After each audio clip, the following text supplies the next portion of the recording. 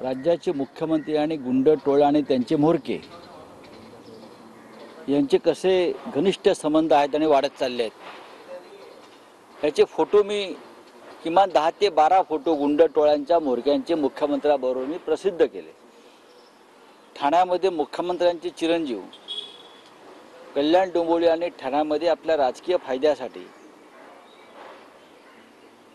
अनेक गंभीर गुन्ह्यातले गुंड आपल्या पक्षात घेऊन कसा दहशतवाद निर्माण करतात हे सुद्धा मी समोर आणलं होतं। नावं घेऊन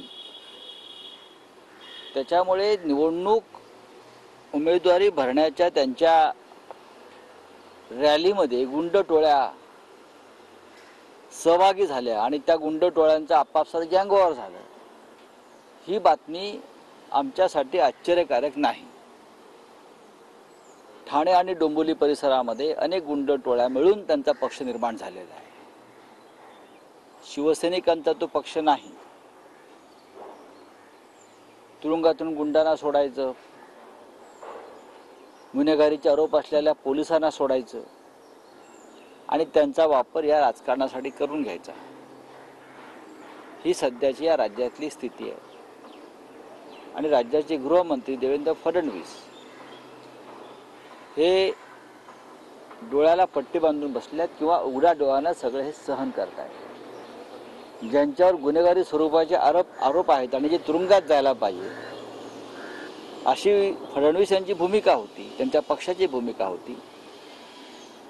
त्यांना शिवसेना फडणवीस गटानं उमेदवारी दिल्या आणि त्यांचे उमेदवारी अर्ज भरण्यासाठी फडणवीस जात आहेत। हा त्यांच्यावर घेतलेला काळानं सूड आहे। मी आज वाचलं की ते दक्षिण मुंबईत चालले आहेत यामिनी जाधव यांचा अर्ज भरायला। ते जाण्याआधी फडणवीस यांनी जाधव दाम्पत्यावर जे विधानसभेत भाषण केलं होतं स्वतःच, ते एकदा ऐकावं, ते त्यांनी ऐकावं आणि मग स्वतःला आरशात पाहावं। महाराष्ट्र हा गुंडांच्या ताब्यात आहे सध्या आणि हे संगनमतानं चाललेलं आहे आणि याला सर्वस्वी जबाबदार देवेंद्र फडणवीस आहे। पोलीस खाक्या दाखवतील का या संदर्भात? पोलीस खाक्या दाखवणार नाहीत। पोलिसांनाही गुंड टोळ्यामध्ये सामील करून पोलीस माफिया हा नवीन प्रकार निर्माण करून त्यांना विरोधकांवर हल्ले करण्यासाठी सोडलेलं आहे। पोलीस हतबल आहेत, पोलीस प्रशासन हतबल आहे। लॉ अँड ऑर्डर हे पूर्णपणे कोलमडलेलं आहे। सर, राहुल गांधी ने रायबरेली से फॉर्म भरा है, अमेठी से नहीं भरा है, तो बोल रहे हैं अमेठी में कांग्रेस अभी से जो गांधी फैमिली है वो हार रही है। नहीं, देखिए अमेठी से और भी लोगों ने चुनाव लड़ा है ना पहले, जो गांधी परिवार से बहुत ही नज़दीक रहे। ऐसे बहुत से लोग अमेठी से लड़े हैं। देखो आप, आर.के. धवन से लेकर बहुत से ऐसे लोग हैं वहाँ से चुनाव लड़े हैं। अरुण नेहरू भी लड़े थे कभी, आपको याद होगा, कभी रायबरेली से, कभी अमेठी से। बीजेपी को क्या पड़ी है कौन किससे? आप अपना चुनाव लड़िए ना।